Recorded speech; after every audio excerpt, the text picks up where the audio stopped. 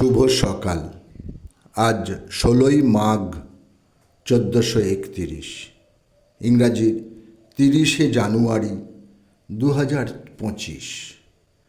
বর্তমান বাংলাদেশের ফরিদপুরের সবদিতে আজকের দিনে জন্মগ্রহণ করেন বাঙালি লেখক, সাংবাদিক ও ঔপন্যাসিক নরেন্দ্রনাথ মিত্র। সময়টা 1916।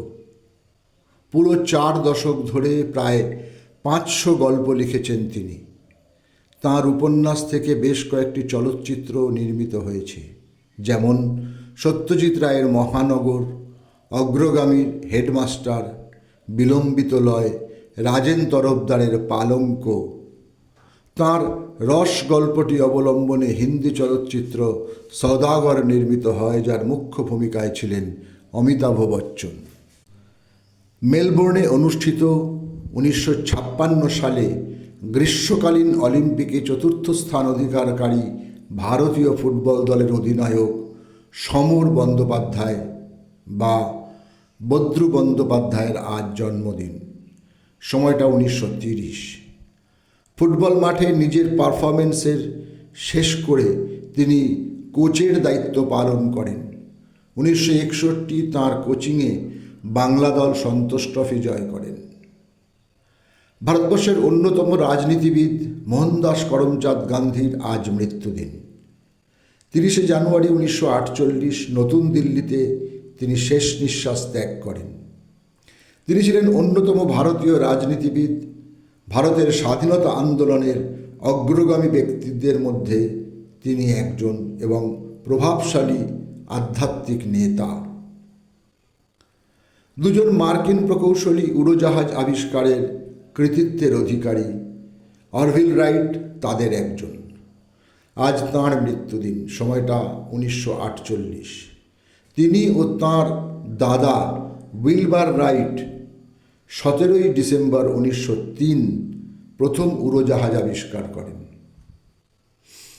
বাঙালি সাহিত্যিক ও সম্পাদক উপেন্দ্রনাথ গঙ্গোপাধ্যায়ের আজ মৃত্যুদিন। সময়টা 1960।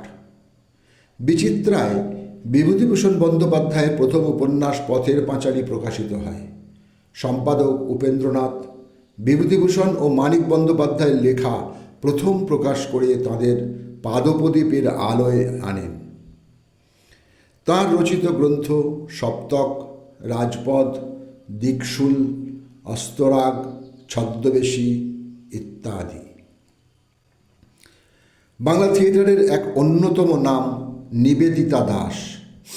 তিনি ছিলেন গণনাট্য আন্দোলনের কর্মী, রবীন্দ্রভারতী বিশ্ববিদ্যালয়ের নাটক বিভাগের অধ্যাপিকা।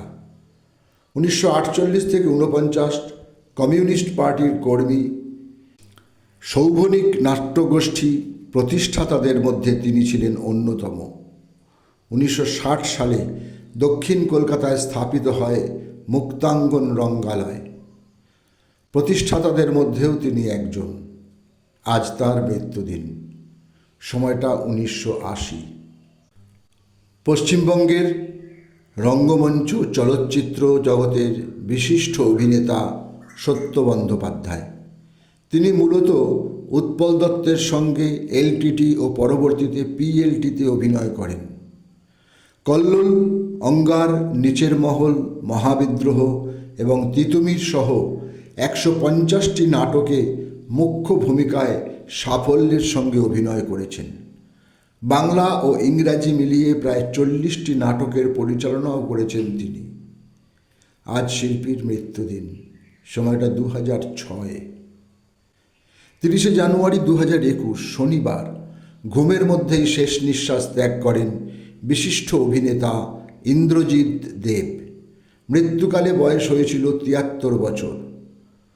ডিডি বাংলা 13 পার্বণ ধারাবাহিকের মাধ্যমে বিপুল জনপ্রিয়তা পেয়েছিলেন তিনি এবং শেষ পর্বে করুণাময়ী রানী রাসমণি ধারাবাহিকে একটি গুরুত্বপূর্ণ চরিত্রে সাফল্যের সঙ্গে অভিনয় করেন। সকলকেই আমার আনত প্রণাম।